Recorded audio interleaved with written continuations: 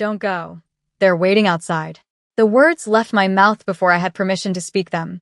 My hand, rough from years of polishing silver and wringing out sanitizer-soaked cloths, clamped around the sleeve of a cashmere coat that cost more than my entire year's rent. The fabric was soft, impossibly soft, but the muscle underneath it turned to stone the instant I made contact. Junho stopped. He didn't flinch. He didn't look at my hand on his arm, and he didn't look at the heavy oak door he had been about to push open. He just went still, a terrifying kind of stillness that made the air in the restaurant vestibule drop 10 degrees. He slowly turned his head, his dark eyes sliding from the rainy street outside to my face. There was no gratitude in that look. There was only calculation. He was assessing if I was a threat, a distraction, or a lunatic.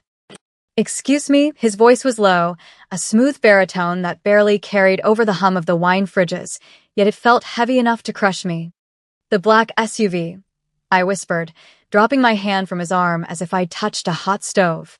I stepped back, hugging my leather order pad against my chest like armor. 3 spots down from the valet stand. Engine is running, but the lights are off. They've been circling the block for 20 minutes, and they stopped exactly when you stood up to pay the bill. Junho stared at me. For a second, I thought he was going to ignore me and walk out into the rain anyway.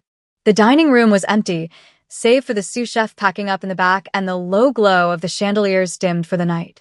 It was 2 a.m. on a Tuesday. Nobody came to Latoile at this hour unless they were running from something or looking for something. Junho had come for espresso, double shot. He had sat at table 4, back to the velvet wall, eyes on the door. He was a professional. But even professionals miss things when they're looking at the obvious threats and ignoring the background noise. I was the background noise. I was just the server. "Show me," he said. It wasn't a request. He moved to the side of the floor-to-ceiling window, pressing his back against the velvet curtain so he wouldn't be visible from the street. I moved next to him, my heart hammering against my ribs like a trapped bird. I pointed through the condensation on the glass, careful not to touch the pane. "See the exhaust?" I murmured. "It's cold tonight. The vapor is rhythmic. Someone is feathering the gas to keep the heater on, but they don't want the brake lights to flare. There are 2 men in the front, 1 in the back. The one in the passenger seat hasn't looked at his phone once. He's just watching the door." Junho watched. He didn't blink. For 10 seconds, he just studied the shadow of the vehicle down the street. Then he saw it. The passenger door cracked open an inch, just enough to facilitate a quick exit, but not enough to trigger the interior dome light. He pulled back from the window, his expression shifting from annoyance to a sharp, predatory focus. He looked at me differently now. The dismissal was gone, replaced by a cold, sharp intensity. "Lock the door," he commanded. "I can't just." "Lock the door, Maya." He knew my name. He had read the brass pin on my vest probably hours ago. If I walk out there, I die. If they come in here, we both die. Lock it. I didn't argue. I flipped the heavy deadbolt and killed the foyer lights. The metallic click echoed like a gunshot in the silent room. Outside, the rain picked up, hammering against the glass, blurring the world into streaks of streetlights and black asphalt. We were trapped. Junho moved with a fluidity that shouldn't have been possible for a man in a suit that tailored. He didn't run, he glided. He swept past the maitre d', stand, and headed straight for the kitchen, motioning for me to follow. The space was narrow, smelling of truffle oil, reduction sauces, and industrial cleaner. It was the smell of my life, the scent of invisibility, but tonight it smelled like a cage. "Is there a back exit?" he asked, his eyes scanning the stainless steel prep tables and the hanging copper pots. "Alleyway," I said, my voice trembling slightly. I hated that I sounded scared. I wanted to be the calm, competent person I was in my head, the one who noticed vintage wine labels and remembered regular customers' allergies from 3 years ago. But standing next to a man who radiated this kind of lethal energy was stripping away my composure. But it leads to a dead end. If they have a spotter on the roof or the corner, you'll be boxed in against the compactor. He nodded, accepting the tactical assessment without question. He pulled a phone from his inner pocket, glanced at the screen, and swore softly in Korean. The screen was dark. "Jammers," he noted, sliding the phone back. "They're thorough. This isn't a robbery. It's a liquidation. He looked at me, his dark eyes narrowing. You're observant for a server. I'm observant because I'm a server. I corrected him, finding a sudden spark of defiance. People don't look at the help. They talk in front of me, they plan in front of me, and they think I'm part of the furniture. You learn to read the room when your tips depend on knowing when a guy is about to fight with his wife or when a deal is going south. He leaned back against the walk-in freezer, crossing his arms. The posture was relaxed, but his hands were free, ready. And, what did you read tonight? You come here every Tuesday, but usually at 10 p.m. Tonight you were late. You changed your seat. You usually sit at table 2, but you took 4. Better sight lines. I took a breath, trying to steady my hands. And those guys outside? They didn't follow you here. They were waiting. The silence that followed was heavy. The refrigerator compressor kicked on with a shuddering rattle. Junho tilted his head, regarding me with a new level of scrutiny. Waiting, he repeated. They were parked before you pulled up, I said. I saw the SUV arrive at 1:45. You walked in at 1:55. They knew you were coming. He went very still again. This wasn't just an ambush, it was a setup. Someone had sold him out. The realization seemed to settle over him not with panic, but with a cold, hard anger. He looked at the digital clock above the pass. 2:15 a.m.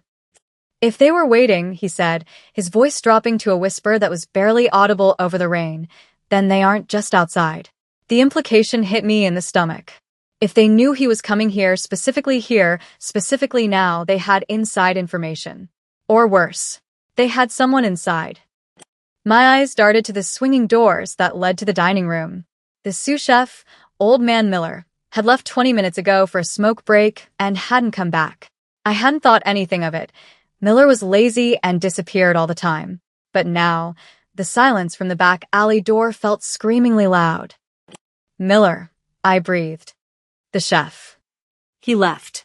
Out the back. He left the back door unlocked. Junho pushed off the freezer. In his hand, a gun appeared. I hadn't seen him draw it. It was sleek, black, and terrifyingly real. Stay behind me, he said.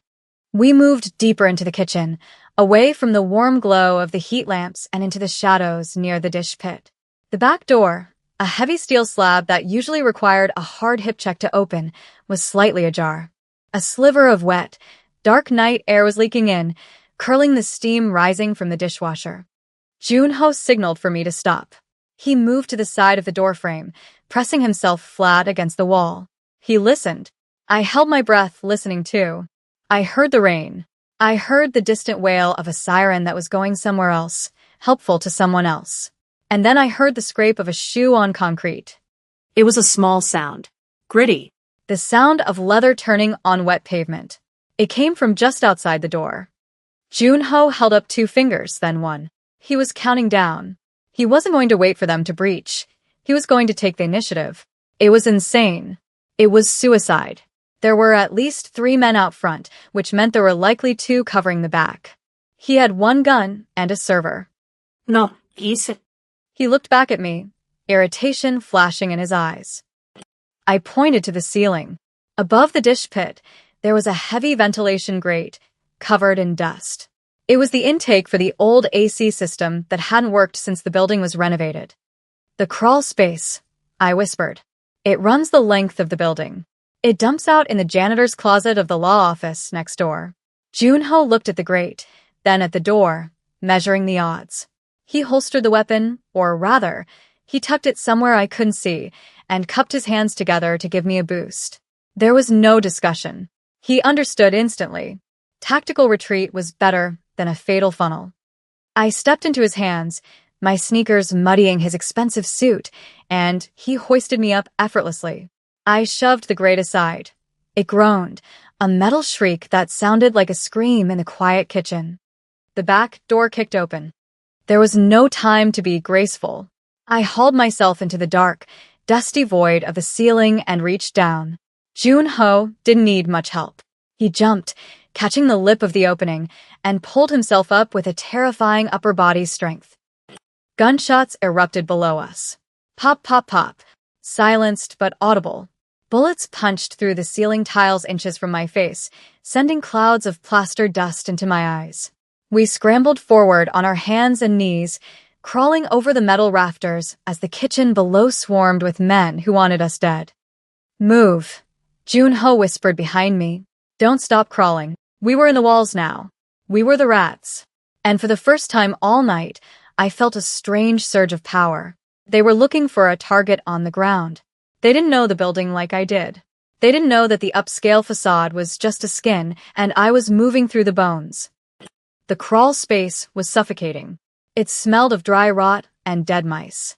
Sharp screws poked through the ductwork, snagging my uniform and scraping my knees raw. Every movement sent a vibration through the metal that I was sure would give us away, but the sound of the rain pounding on the roof directly above us masked our escape. I led the way. I knew this path because I'd hidden up here once before, years ago, when the owner's ex-husband had come in with a baseball bat looking for money. I knew exactly where the weak spots in the drywall were. I knew where the darkness was absolute. Behind me, Junho was silent. For a man of his size, he moved with a haunting lack of noise. It was unnerving. I could feel his presence, a heat at my back, a pressure in the air, but I couldn't hear him breathe. Stop, he whispered.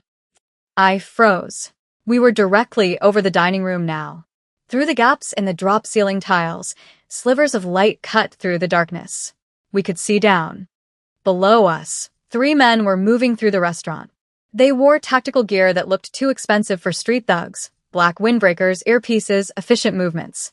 They were sweeping the room. One of them, a tall man with a scar running through his eyebrow, was holding my order pad. He was reading it. She's not here, the man said into his radio. Kitchen is clear. Back alley is clear. No sign of the target or the civilian. Civilian. That was me. Just collateral damage waiting to happen. Check the basement. A voice crackled back over the radio. And check the perimeter. They didn't vanish. Junho shifted his weight, peering through a crack in the tiles. He was memorizing their faces. I could feel the tension radiating off him, a coiled spring ready to snap. He wasn't thinking about escape anymore. He was thinking about revenge. We need to keep moving, I mouthed, hoping he could see me in the gloom. He didn't move. He was watching the tall man. The man had put my order pad down and was now wiping the mahogany host stand with a napkin, erasing his fingerprints. It was a casual gesture, almost domestic, and it chilled me to the bone. These weren't just killers, they were cleaners. If they caught us, there would be no bodies found. We would just cease to exist. Junho tapped my ankle. Go. We crawled another 20 feet until we hit the firewall separating the restaurant from the law office. This was the tricky part. There was a service hatch, barely 2 feet square, intended for wiring access. It was bolted shut. I fumbled in my apron pocket for my keys. I had a multi-tool, a sleek little thing I used to open wine crates. I pulled it out, my fingers slick with sweat and dust. Let me, Junho whispered. He took the tool from my hand. His fingers brushed mine, warm, steady, calloused. In the dark, the contact felt electric. He worked on the bolts with surgical precision, turning them slowly to avoid the squeak of rust. 1 bolt. 2. The hatch came loose. He lowered it silently onto the insulation batting. We slipped through into the next building. The air here was different, sterile, smelling of carpet cleaner and toner. We were safe for the moment. But as I dropped down into the janitor's closet of the law firm, I realized my hands were shaking uncontrollably. The adrenaline was wearing off, leaving behind a cold, shivering terror. Junho dropped down beside me. He straightened his suit, brushed the plaster from his shoulders, and looked at me. For the first time, I saw something other than calculation in his eyes. It was respect. You have a name, Maya, he said quietly. It's Maya, I said, my voice cracking. I know, he said. I mean, you have a stake in this now. You saved my life, which means your life is now tied to mine. Tied to yours? I let out a short, hysterical laugh. I leaned back against the shelves of paper towels, trying to find my breath. I just want to go home. I want to feed my cat. I want to forget I ever saw a black SUV. You can't, Junho said. He didn't say it cruelly. He said it like a fact, like gravity. They saw you. They have your pad. They know who you are. If you go home, they will be waiting. The reality of it crashed down on me. My apartment, my routine, my invisible, safe little life. It was gone, burned to the ground the moment I tapped on his arm. So, what do we do? I asked, looking up at him. We survived the night, he said. And then I find out who sold me out. He moved to the door of the closet and cracked it open. The law office was dark, illuminated only by the streetlights outside. But first, we need to get out of this block. The perimeter is tight. They'll be watching the street. The linen van, I said. The idea came to me in a flash of memory. Junho looked back at me. What? The linen service for the restaurant. They pick up the tablecloths at 3 a.m. They park in the loading zone behind this building because the restaurant's alley is too narrow for their truck. They have a key to the service corridor. I checked my cheap digital watch. 2:48 a.m. 12 minutes, I said. Can you drive a truck? Junho asked. No, I said. But I can hide in a laundry cart. And I know the driver. His name is Stan. He wears headphones and never checks the back. Junho actually smiled then. It was a terrifying expression, sharp and wolfish, but it made him look human.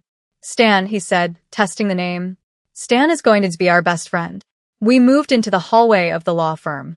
We had 12 minutes to get to the loading dock, bypass the alarm system, and position ourselves before the truck arrived. And we had to do it while an assassination squad hunted for us next door. Stay close, Junho said. I didn't need the instruction. I was already moving, scanning the floor for motion sensors, checking the corners for shadows. I wasn't just a server anymore. I was a player in a game I didn't understand, and the only way to win was to keep playing. We reached the back corridor. Through the glass of the emergency exit, I could see the rain lashing the pavement. And there, parked across the street, was another black car. Not an SUV this time. A sedan. Watching the loading dock. Dam, Junho said. They covered the secondary exits. They don't know about the truck, I insisted. They're looking for people running. They aren't looking for dirty tablecloths. It's a risk. Staying here is a death sentence. He looked at me, then at the car outside. He nodded. Okay, we do it your way. He took off his ruined cashmere coat and wrapped it around my shoulders.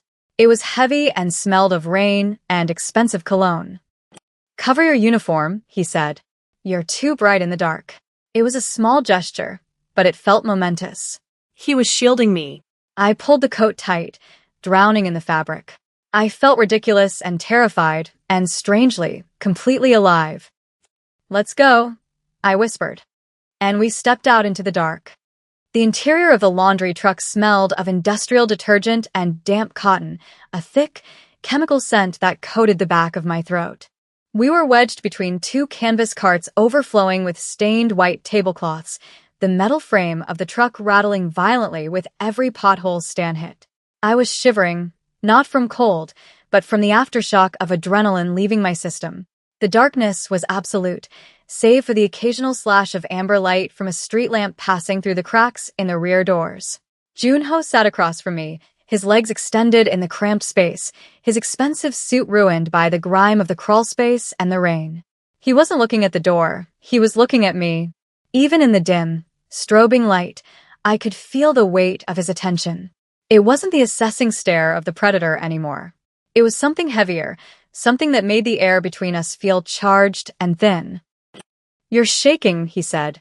His voice was a low rumble against the noise of the engine.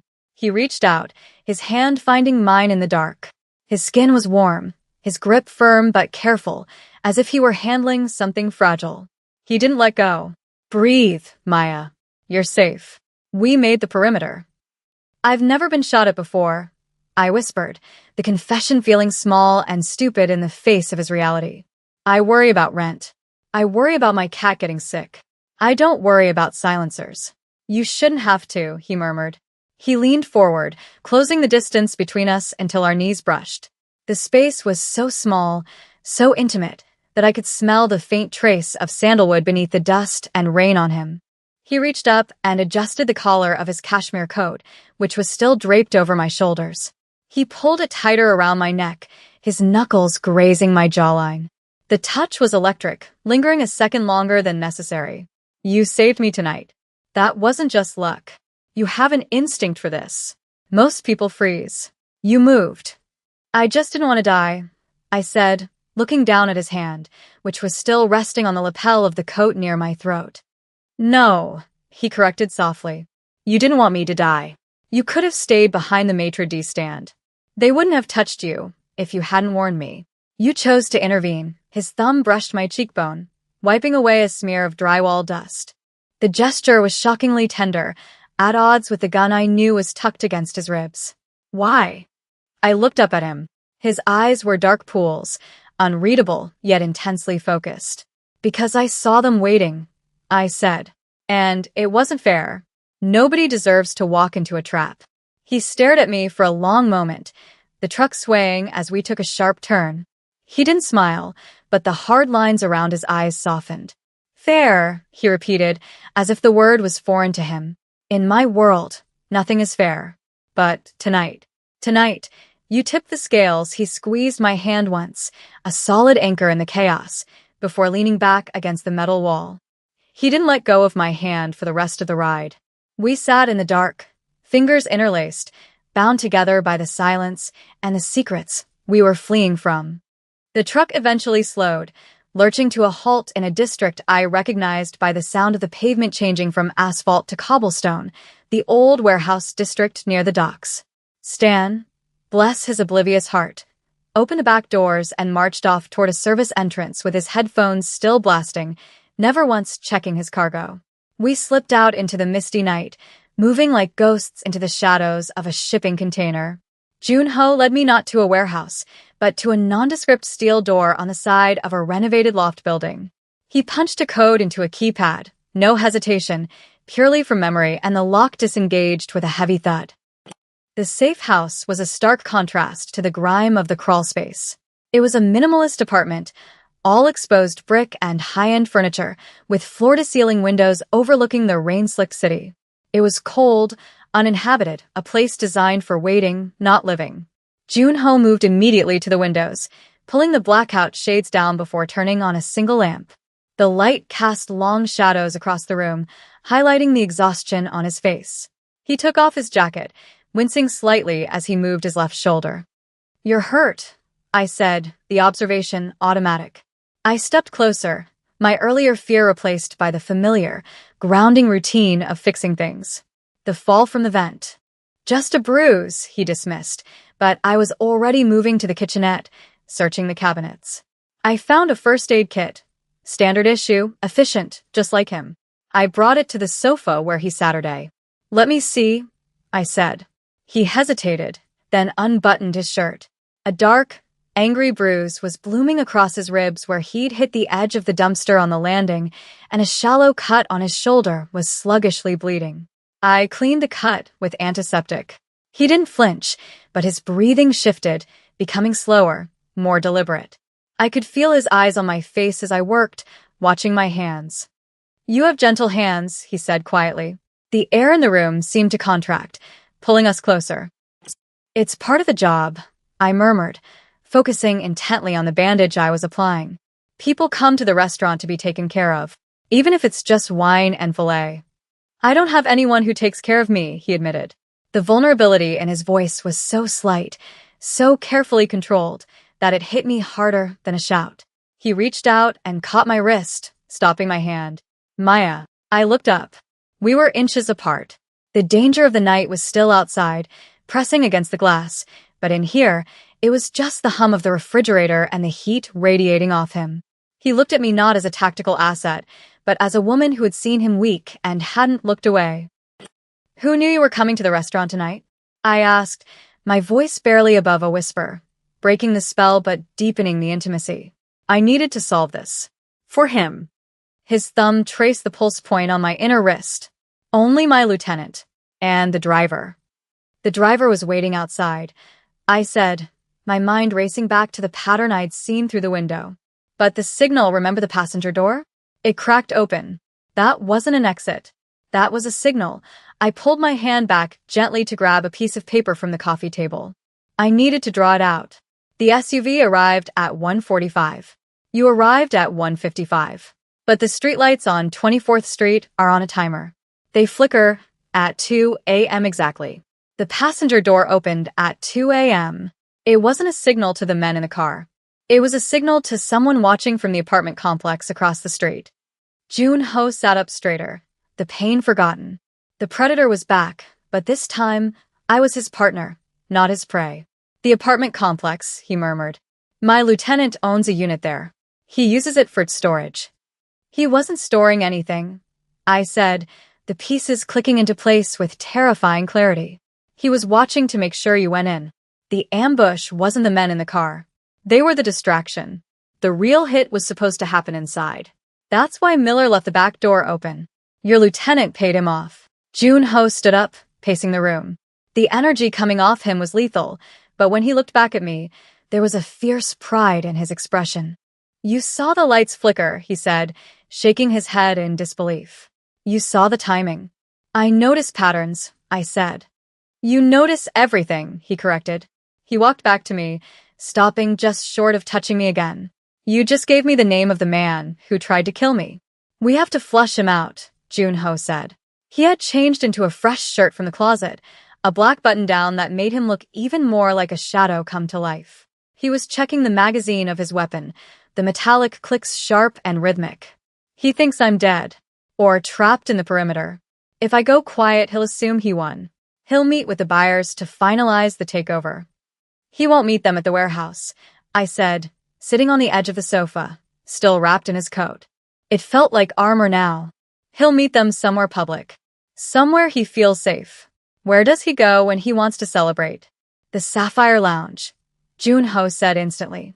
Private rooms in the back. High security. He'll be there tonight, I said. He'll want to toast to his promotion before the sun comes up. Jun-ho looked at me. I'm going there. You're staying here. I'll leave you a phone and cash. When it's over, I'll send someone to take you anywhere you want to go. No, I said. I stood up. The fear was still there, a cold knot in my stomach, but the thought of being left behind, of not knowing if he survived, was worse. You can't walk into the Sapphire Lounge. They know your face. They'll have security looking for you. You won't get within 50 feet of the back room. And you will? I'm invisible, I reminded him. I'm a server. I'm a delivery girl. I'm nobody. If I walk in with a tray, nobody looks at my face. They look at the drinks. Absolutely not. Jun-ho stepped closer, his voice dropping to a growl. It's too dangerous. I am not risking you. Not after you got me out.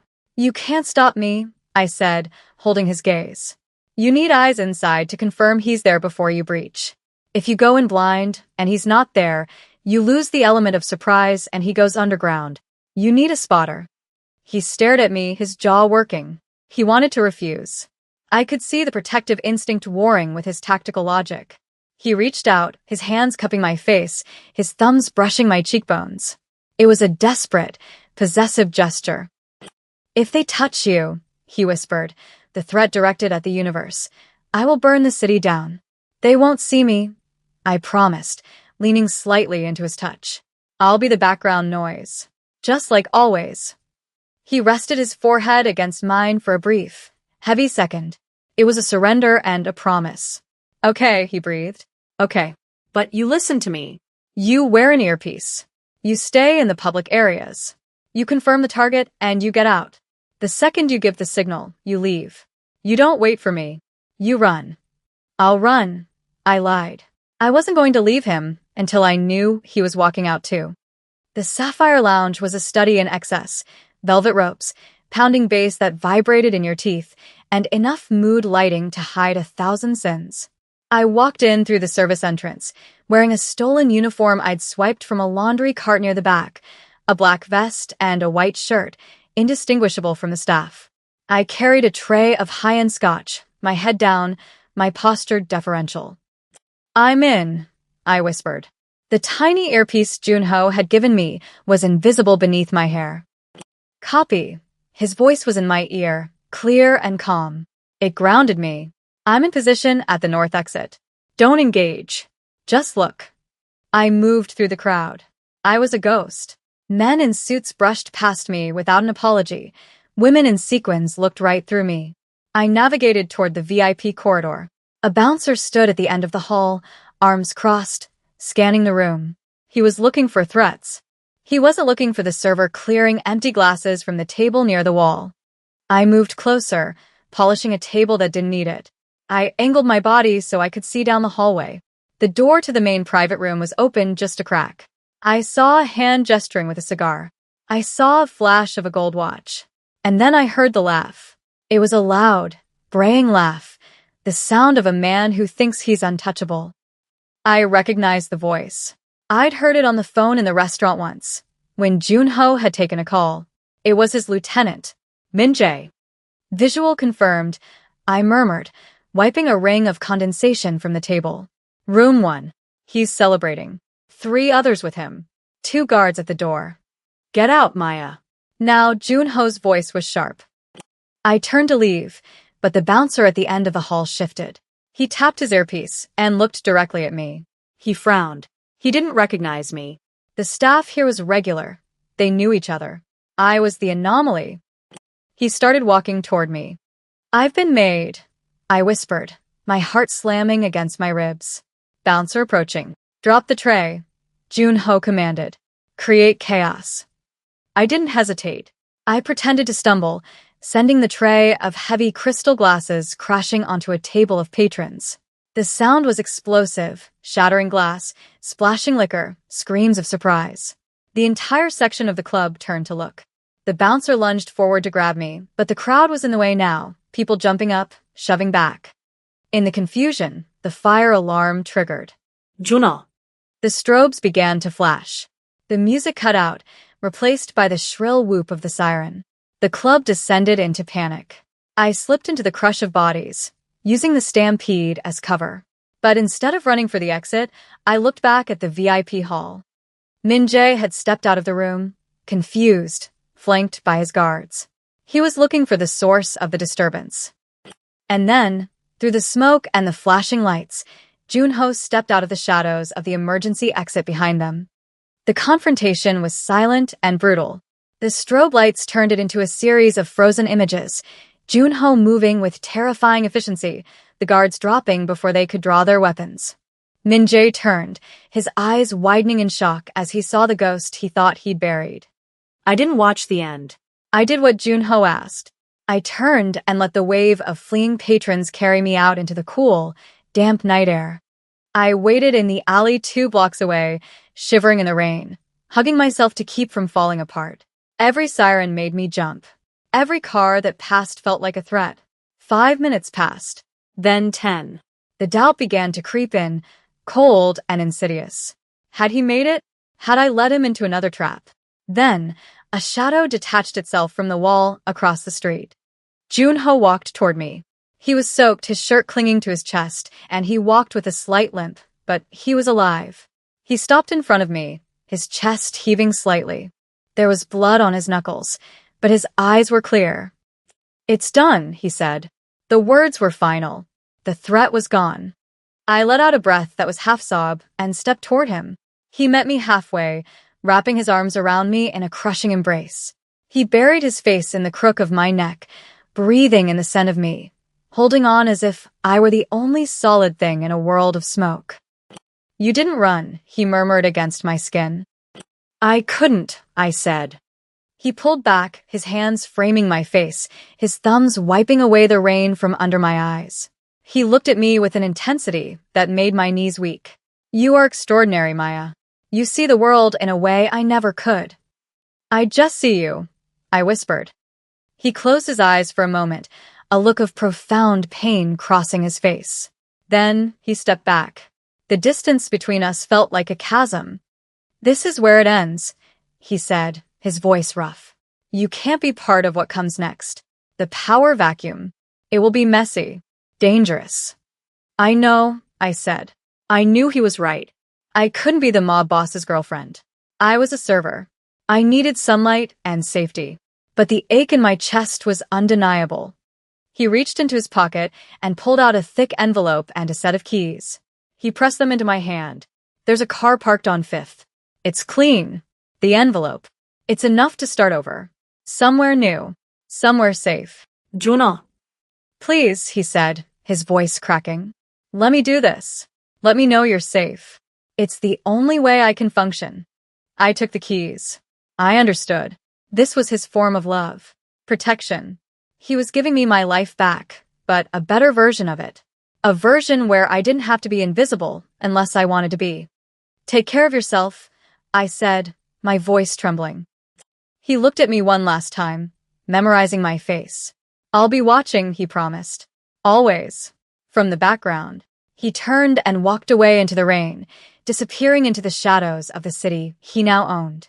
I stood there for a long time, the keys heavy and cold in my hand, knowing that every time I felt a gaze on the back of my neck, I wouldn't be afraid. I would know it was him, and that was enough.